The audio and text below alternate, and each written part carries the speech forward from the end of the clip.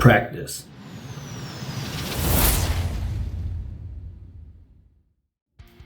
So first things first, why is practice so important? Most people think that when they first get into a tournament, they're like, well, and I was one of them, so I can say that. What the heck do I need to go out there and practice for? It's just a body of water. It's just fishing like we used to do. It's not a big deal, right? So you're that guy that just signed up for a tournament. You just show up at the lake the day of the tournament at 5:30 in the morning, hop out on the water, and all you did was look at some avionics maps. Well, you get out there and all these spots that you had pinned that were going to be good and great spots don't pan out for you. And next thing you know, you're weighing in zeros when you could have found this spot 5 feet over, that because you were in a rush trying to actually win some money at this tournament, you completely skipped over it because it didn't look good, or you didn't take your time on that entire bank. You just hit the hot spots and bounced out. It's things like that that make practice the most important thing you can do prior to a tournament. So let's break down what I know about tournaments. And this is, you might hear a different plan from other people. This is just how I go about practice. I break it down into 3 sections. 1, pre-practice. 2, practice on the water, practice itself. And then 2, the roundup, which is kind of a name I just came up on the fly, but the roundup at the very end of it all. So pre-practice is all of your map study. So get things like Navionics or Google Maps and Omnia Fishing app or the Deep Dive app. You can use that. Me, I have all of those on my phone. I even have all of them on my computer. So if I'm going to a place that I haven't fished at before or I've never had a lot of success at, I can sit there a month or 2 beforehand, mark areas on my maps, send them over to my phone where I could have these maps, put them onto my units, and I can go out and check those when I get there. I can also look at historical maps, so I can look back on the time when the water was lower and see if there was stuff in the water or differences in contour, or there's flooded timber that you didn't notice when the water's at its normal pool.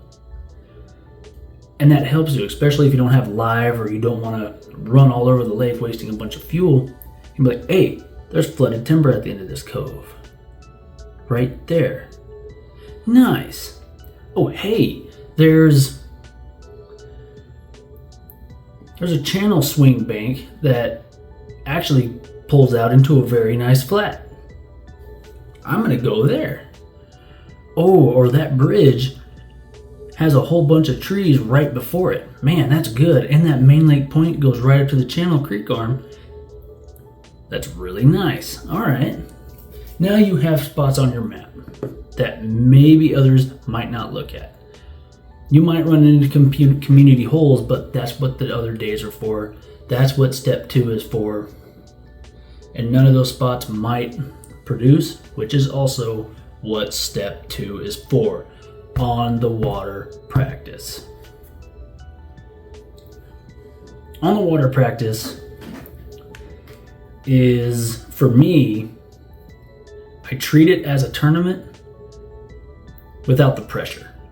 So basically what I'm doing this day is I'm going to wake up and I'm going to launch it. Say the tournament launches at 7. I'm going to launch at 7. I'm going to be out there all day until the listed time for weigh-in.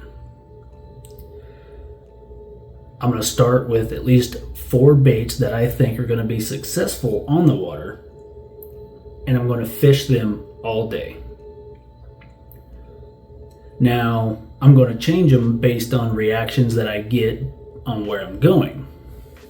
So let's say, for example, I got a spinnerbait a Texas rig, a whopper plopper, and what else? And a jig tied on. Okay, those are for whatever reason I picked those four. Okay, so I go out and I fish the Texas rig, and I don't really get a lot of bites. I'm out there for 2.5 hours, so I switch over to the spinner and I fish the spots that I just fished. Try them again.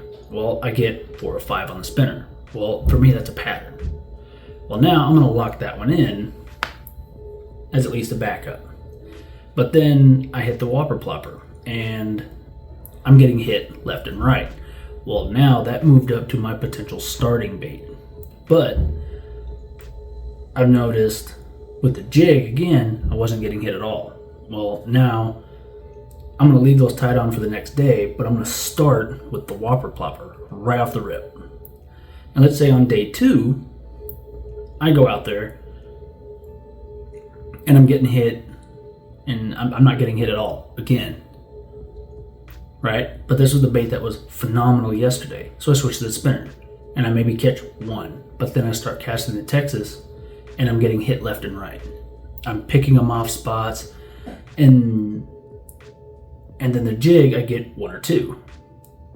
So what that tells me is now these baits that I have tied on here, it's based on the weather and everything, and I know kind of based on the performance they had that I'm gonna start with the whopper plopper in the morning, Texas rig shortly after. That's gonna be really close. So those are gonna be the first 2 rods that I have on my boat in the morning. First 2 out. I'm not gonna be stepping over 4 or 5. Spinner bait's gonna come up next, and I have a jig tied on. And that's just a hypothetical. I might go through a lot more baits that day. I might go through 7, 8 rods of baits for that day. I might go through all types of things, a swim bait, a jerk bait, all kinds of things. I might go through a lot of different baits. But the point is that I was narrowing down and eliminating baits. So I know now that the jig was my least hit bait. And don't stick with the same jig on it all the time. Swap colors and find out what color's getting hit more. So if you get hit on an oddball white jig, and then you pick up a black one and you're getting hit all the time, stick with the black. Same thing with the whopper plopper. I'm doing an all black whopper plopper and I'm not getting touched. Or I got a couple people come up and look at it and then dive off. But then I switch to a bluegill color and I'm getting hit a lot. Now I know I'm sticking with those colors. That narrows down my color selection, the size, and the baits that I'm going to be using specifically on these spots. But I'm also, during this on-water practice,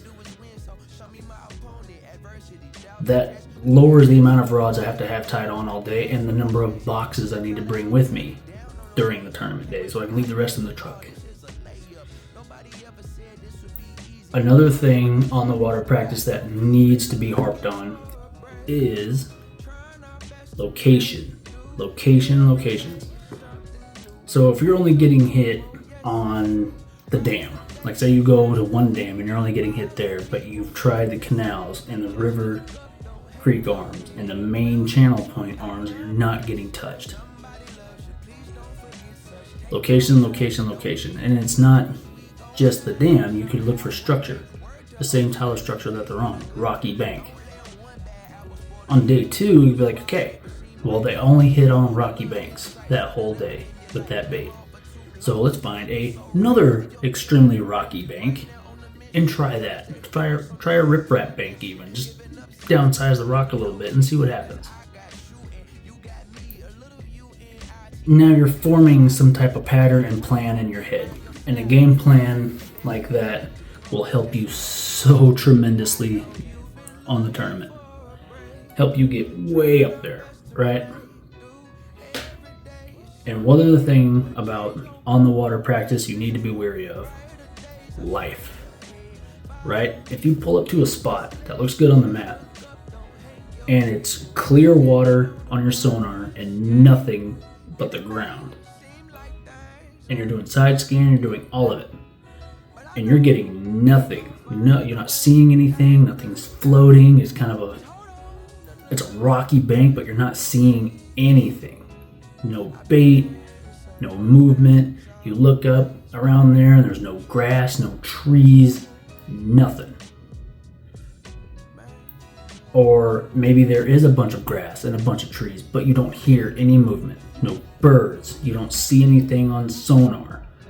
You went around this bank 4 times and never picked up anything that even looks like it's moving in the water. Nothing. Shut your trolling motor off or your outboard off and just sit there and listen for a minute. Just listen. If you don't hear any movement there, I'd say move on. Especially during practice. You can make 1 or 2 casts up there shallow and see what happens, but on those moments, if I'm not seeing any life, I'm not hearing any movement, or it just doesn't overall feel right, I'm gonna leave. I'm gonna head somewhere else. And the reason that is because if you're on a spot where you're fishing and you're going for bass, right? They're gonna be where the bait fish are. The bait fish are gonna be where stuff that they can eat is. So like insects, worms, crawfish. And those are gonna be where there's vegetation life, like underwater grass or nutrients coming into the dirt. The birds are also gonna be there to be feeding on the bait fish. All of that plays into each other. So if there's no movement and it just seems like a desolate, half-dead, barely unkept, nothing alive bank or just nothing moving, I usually don't waste my time. It's time to move on. I'm gonna go where all the fish are instead of the one big one might be hiding here because she likes to travel to go eat and then come back. I'm not gonna do that. And then the final thing is the wrap up. This is where I culminate everything I've learned from the pre-practice and on the water practice, and I culminate it into my starting setup. I take the baits out of my boat that I didn't need. I move all the baits that I did need, get extras of those, use only the rods that I have, so I have extra rod locker space, and tie up only the baits that worked, so I have a backup of each, always tied on, no matter what. This will make it quick for me to get the baits that I need, and it minimizes the space that's just cluttered. Like if you've seen my videos, you see that there's clutter everywhere. That's me without practice. That's literally that. I'm just out there fishing, using whatever bait I have, whatever bait I want to use. That's it. That's what it looks like. It's chaos. And I'm not like that during a tournament. I'm not going to do that during a tournament because that's way too much of a mess. I've been bad about it in the past and we're fixing it here. So, but that's practice. That's the important part about practice right there, is it's going to help you grow and become such a better angler. Especially with me fishing against the talent that I'm going to be fishing against, I'm going to need all the help I can get. So I'm going to take those 2 days to fish a tournament and pre-fish a lake to really get an understanding of it and get a game plan going in. So in summary, study your maps. Study them hard. Look at all types of maps. Don't limit yourself to one type or another. Fish all types of baits, colors, sizes, and locations, and try to fish behind yourself, fish them again, fish them twice, 3 times, 4 times to figure something out, and wrap it all up into a solid game plan for that day on the water. With that type of stuff, you should be able to win a tournament, or at least do much better than you have been in the past. I know this is what I'm implementing for this season. There might be tweaks later on, but for now, that's my game plan, and that's what I'm going to go about doing. Just because it worked today. Sorry, I can't show you, but it worked out great today. So if I were to go fish that tomorrow, I know exactly what I'd have tied on. That'd be a Texas rig and a spinnerbait. But anyway, this has been Travin with More Owl Fishing. Thanks for watching the video, and we'll talk to you soon.